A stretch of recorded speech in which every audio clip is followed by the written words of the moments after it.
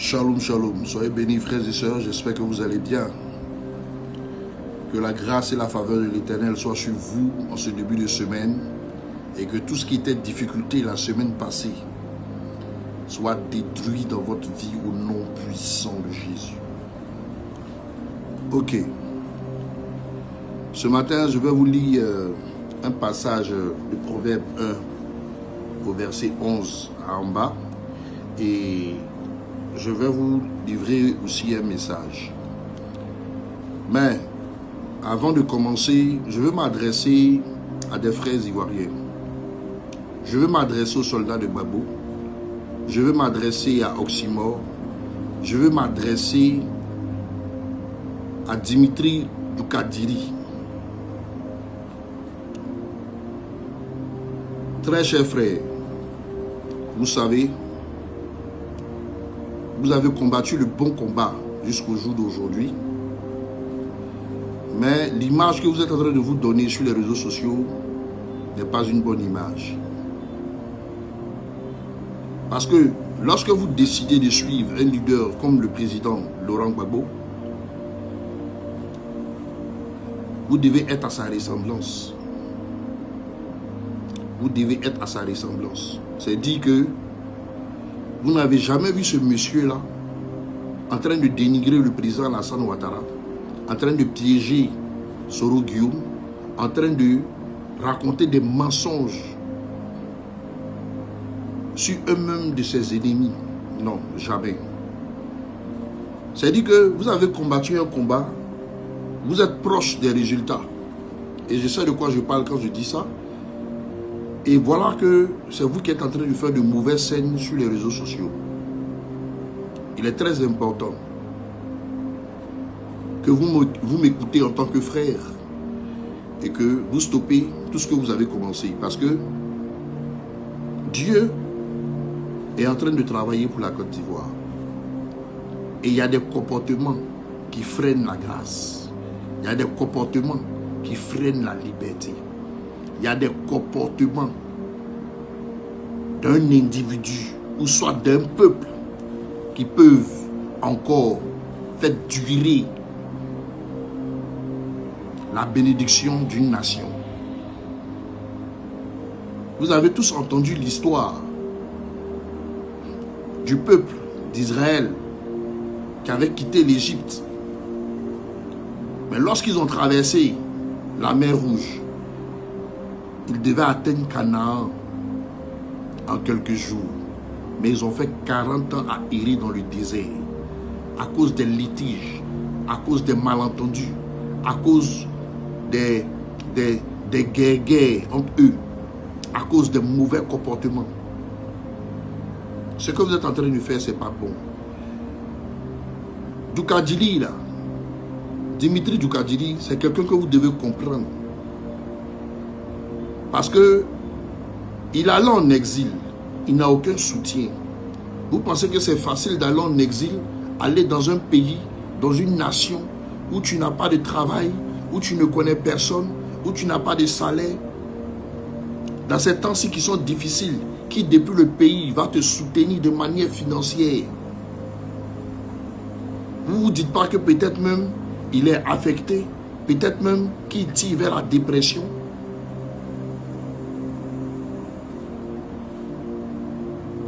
Soldats de Gbagbo, Oxymore, vous n'êtes pas des personnes qui devaient vous lever pour vendre vos frères à la verdicte populaire, à dire que c'est quelqu'un, c'est un terroriste. Pourtant, vous savez que ce n'est pas un terroriste. Dans le combat, il y a ceux qui crient, il y a ceux qui montent dans le verbe, qui sont forts. Mais lorsqu'ils sont face à l'épreuve, là, leur faiblesse commence à remonter.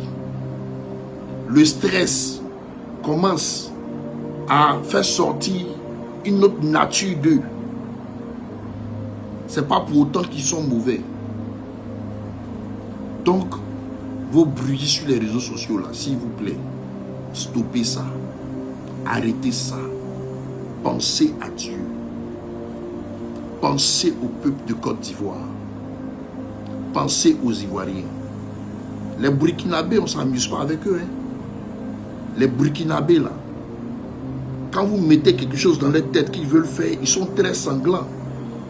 Vous n'avez pas remarqué que dans tous les abattoirs, c'est les Burkinabés qui sont là. De toute façon, le Burkinabé découpe la viande là. C'est comme s'il peut découper un homme sans remords. Donc, votre frère qui est en exil là-bas, qui est sans soutien, vous ne devez pas créer son malheur. Son malheur ne doit pas venir de vous. Surtout, quand vous vous levez puis vous parlez, ça indexe déjà les membres du PPHCI. Une erreur aussi que moi aussi j'avais commise avec certaines femmes. C'est des choses que vous ne devez pas répéter. Donc pour l'amour de Dieu, stoppez tout ce que vous êtes en train de faire. Arrêtez vos panels là sur lui. Et puis cherchez à redresser la barre. On n'est pas loin de la libération de la nation. Voilà. C'était mon message pour vous. Que Dieu vous fortifie, que Dieu vous donne de pouvoir écouter ce que je vous ai dit et de vous mettre ensemble la main dans la main pour pouvoir continuer le combat que vous avez commencé. Sur ce, portez-vous bien. Ok, je vais aller à l'essentiel. Je vous lis le livre de Proverbes 1 à partir du verset 11. S'ils disent, viens avec nous, dressons des embûches, versons du sang. Tendons des pièges à celui qui se repose en vain sur son innocence. Engloutissons-les tous vifs comme le séjour des morts et tout entier comme ceux qui descendent dans la fosse. Nous trouverons toutes sortes de biens précieux, nous remplirons de butin nos maisons. Tu auras ta part avec nous, il n'y aura qu'une bourse pour nous tous. Au verset 15, mon fils, ne te mets pas en chemin avec eux, détourne ton pied de leur sentier. Je m'adresse à tous ceux qui sont dans l'armée ivoirienne, à tous les frères actuellement qui sont dans la zone du nord de la Côte d'Ivoire, à qui des patrons vous ont mené à vous positionner dans une certaine posture pour pouvoir vous apprêter à attaquer le Burkina. Je ne sais pas si vous avez entendu la parole que j'ai lue, parce que je sais que vous me suivez. Parce que mon esprit s'est promené dans vos sentiers. Je vous ai tous vus. J'ai même entendu des anglophones parmi vous. Et je sais ce que vous vous apprêtez à faire. Je vous lis le livre de Proverbes 1 à partir du verset 11, que vous devez prendre la peine de lire le verset 11 jusqu'à la fin, au verset 30, pour que vous compreniez dans quoi est-ce que vous êtes. Vous êtes à 2 pas de la mort. Vous êtes une armée. Le Burkina aussi est une armée. Ce n'est pas pour vous effrayer. Vous pouvez vous battre, mais vous vous battez pas dans votre raison. Même si on vous donne des lois, on vous donne des droits, on vous donne des, comment on appelle ça, des instructions, vous êtes dans une mauvaise passe. Parce que le feu va descendre du ciel, va bombarder tout. Quand je dis le feu va descendre du ciel, là, des missiles vont descendre. Tout ce que vous avez envoyé comme matériel, là, tout sera perforé. Vos chairs vont traîner. Vos chairs vont traîner dans les rues. Ils vont vous brûler, ils vont vous abattre, ils vont vous tuer tous. Et je sais de quoi je suis en train de vous parler. Ça sera tellement vilain, ça sera comme un carnage. Et ça va se faire en un rien de temps. Ils attendent juste que vous commettez une erreur d'attaque. Ils attendent juste que vous commettez quelque chose. Ils vont appuyer sur les boutons et vous n'allez pas vous en sortir. Tout ce faux matériel que les Blancs ont pris pour vous montrer là, est-ce que vous avez les compétences de ça? Est-ce que vous êtes téméraire? Est-ce que vous avez la force de ça? La nation que vous vous apprêtez à attaquer, vous venez comme des voleurs, vous venez comme des bandits. Vous venez vous attaquer à une nation qui est dans sa paix, qui est dans son calme. C'est vous qui êtes les loups ravisseurs. C'est vous qui êtes les bandits, c'est vous qui êtes les voleurs. Et toute tentative sur le Burkina, ils vont vous ôter la vie. Ne dites pas que je ne vous ai pas dit. Parce que j'arrivais même à sentir l'odeur des missiles qui descendaient sur vous. J'ai vu des corps brûlés, calcinés. Des corps même où on voyait déjà les ossements qui étaient là. Où vous étiez méconnaissable. Faites très attention. On ne rentre pas dans l'armée pour être bête. On ne suit pas des gangsters pour aller se livrer à la mort.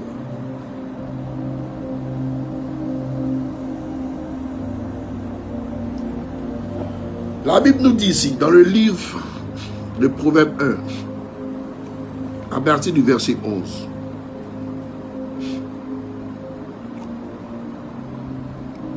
S'ils disent viens avec nous, dressons des embûches, versons du sang, tendons des pièges à celui qui se repose en vain sur son innocence. Ce que vous vous apprêtez à faire là, c'est ça. Vous partez attaquer une nation.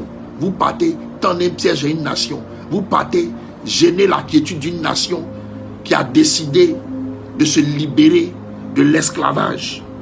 Vous partez les attaquer. Quand moi j'ai vu des hommes de Dieu à la Maison Blanche en train de prier pour Donald Trump, vous êtes tous des comédiens. Donald Trump qui s'élève, qui va enlever un président du Venezuela avec sa femme pour l'enfermer dans sa nation à cause de ses richesses. Le même Donald Trump qui se lève, qui veut attaquer l'Iran à cause de son pétrole et qui manque ça à cause du nucléaire. Mais Dieu a créé chaque nation. Dieu a mis sous le sol de chaque nation ses richesses. Pourquoi empêcher les autres d'être riches? Pourquoi se dire que c'est nous qui sommes les rois et on veut contrôler les choses? Et toutes les fois que Donald Trump commence la guerre, quand il sait qu'il y a une pression, il demande un cessez-le-feu et après il calcule, il s'organise pour aller tuer ses ennemis, pour aller enlever ses ennemis. Il y a une main invisible tout autour de l'AES. Il y a des anges descendus sur l'AES. Des anges très puissants qui vont habiter les hommes, qui vont combattre. Le nombre des hommes de l'AES sera multiplié parce qu'il y aura des anges très puissants autour d'eux. Vous qui êtes dans le nord de la Côte d'Ivoire, avec des armes lourdes, pensant que vous pouvez finir avec Ibé, vous serez tous tués. Vous serez tous tués. Je vous le dis, hein, vous serez tous tués. Ils vont tous vous tuer. On ne s'attaque pas à une nation. Pour ne pas rendre ma vidéo longue, allez prendre le livre de Proverbe 11 là, jusqu'au dernier verset. De Proverbe 1, à partir du verset 11 jusqu'au dernier verset. Vous allez voir la sentence de celui qui vient déranger la paix d'un homme. Vous comprenez? Et Côte d'Ivoire, il faut t'apprêter à beaucoup de choses. J'avais fait une vidéo sur les juges, sur les hommes de loi, où j'avais porté un t-shirt vert. J'avais fait une vidéo sur vous. Tout votre système là. votre corruption, toutes les malversations que vous avez fait au peuple de Côte d'Ivoire. Vivez vos derniers instants de richesse, de gloire. Mangez vos derniers pains et gains de corruption. Parce que tout votre système sera effacé. Tout votre système sera effacé. Je vois plein parmi vous qui vont connaître la mort. Plein parmi vous qui seront radiés des barreaux. Plein parmi vous qui ne vont plus exercer sur le sol ivoirien. À cause de toutes les malversations que vous avez faites. Spirituellement, quand ma vision tombe sur le palais de justice du plateau, c'est comme s'il y a une grosse chaîne attachée. Votre historique, tout va disparaître. À tous ces généraux de l'armée, ceux qui disent contrôler l'armée, vos éléments vont vous attacher. Ils vont vous prendre. Notez, écrivez ce que je suis en train de dire. Plusieurs de mes prophéties se sont réalisées. Plein de mes prophéties se sont réalisées. Doutez de ce que je suis en train de vous dire. Ce que vous vous apprêtez à faire. Le Bénin, même eux, je ne parle plus d'eux parce que eux-mêmes là, c'est en 5 minutes, ils vont finir avec eux. Le silence du Burkina, le silence du Mali, le silence du Niger, le silence de l'AES. C'est un silence de destruction. C'est un silence de feu. C'est un silence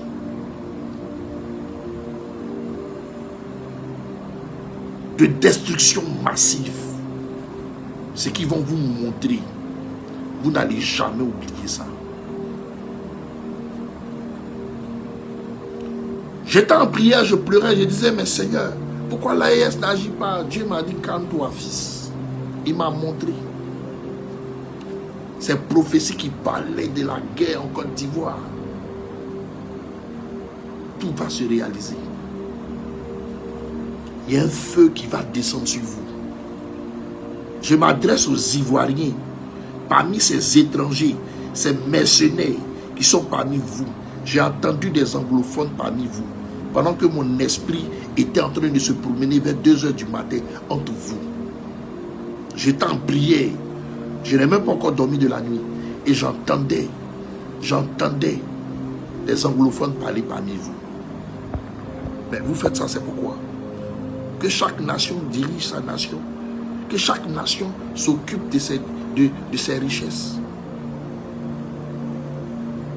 Vous êtes venus par coup d'État.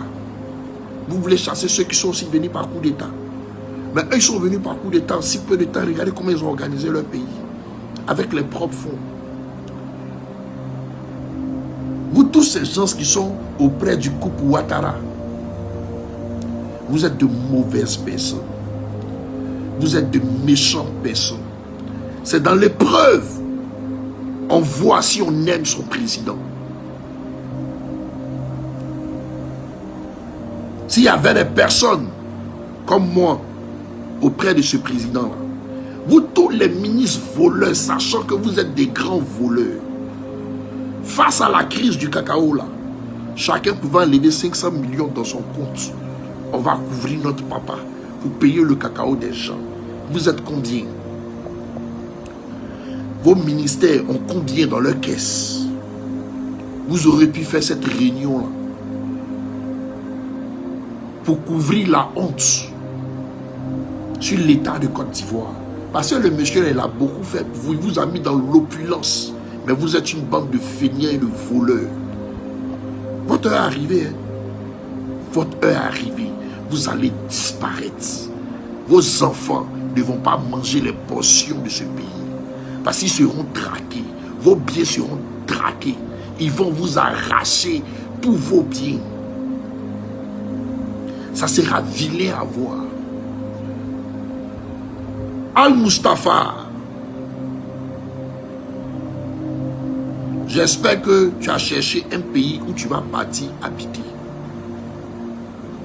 Parce que ce que Dieu m'a montré de toi là, tu te promènes en Europe, tu t'en vas, tu es en train de te... C'est pas parce qu'on ne dit pas votre nom, vous pensez qu'on ne vous voit pas. Hein? Tu t'en fais l'apologie de Tene Brahima. Tene Brahima ne sera jamais président en Côte d'Ivoire. Et si Tene Brahima a osé insister pour dire qu'il sera président en Côte d'Ivoire, moi je dépose mon habit de pasteur, je deviens rebelle. Je deviens rebelle pour la Côte d'Ivoire. Et j'ai des capacités de ça. Et il ne sera jamais président de la Côte d'Ivoire. Vous avez trop fait de mal à la Côte d'Ivoire. Bon, ok, vous voulez le 4e mandat, vous avez pris le 4e mandat. Mais regardez comment le peuple souffre. Il n'y a pas d'argent dans le pays. Parce que les blancs, sur qui vous êtes en train de vous mettre, bêtes que vous êtes, sont en train de vous dire attaquons là-bas, libérez là-bas d'abord pour qu'on vous libère des fonds. Parce que vous êtes paresseux. Entre notre or est en train d'être pris kilo par kilo pour aller dormir dans des banques étrangères. Pourtant, toutes ces raffineries, pourtant toutes ces mines-là pouvaient envoyer beaucoup d'argent dans les caisses de l'État ivoirien. Mais vous êtes une bande de paresseux. Vous ne pouvez pas prendre 2 milliards, acheter du matériel neuf, faire commencer à travailler les terres, prendre l'or pour pouvoir mettre dans les caisses de l'État, pour pouvoir soutenir les financements de l'État. Vous êtes là, on doit toujours vous donner crédit. Et puis les crédits là, on ne voit pas ce que vous faites avec. Vous êtes toujours en train de voler l'argent du peuple. Maintenant, voici une honte. Café Cacao qui est arrivé. Si vous étiez de bons enfants pour le président Alassane Ouattara et sa femme Dominique, vous serez en train de cotiser pour pouvoir couvrir cette honte de Café Cacao qui est en train de prendre le monde, qui prouve déjà votre déchéance, qui prouve que vous n'avez plus rien dans vos caisses. Vous êtes en train de donner les terres ivoiriennes aux Chinois, aux Canadiens, aux étrangers. Comment un Canadien peut dire dans un documentaire qu'on n'a plus de 3000 hectares, mais on est en train de travailler 6 hectares actuellement. Pourquoi? La Côte d'Ivoire, c'est leur pays, c'est leur nation. Ce que vous vous apprêtez à faire à l'AES, ça va vous revenir amèrement dessus. Je sais beaucoup de choses que je ne vais pas prophétiser. Mais vous serez tous pris. Et l'heure est là. Et l'heure est arrivée. Gendarmes de Côte d'Ivoire, militaires de Côte d'Ivoire, sachez vous mettre. Sachez vous mettre. Sachez vous mettre. Sachez vous mettre sur le bon chemin. Sinon, la mort sera marquée sur votre front et vous serez frappé de mort. C'était mon message. Sur ce, shalom.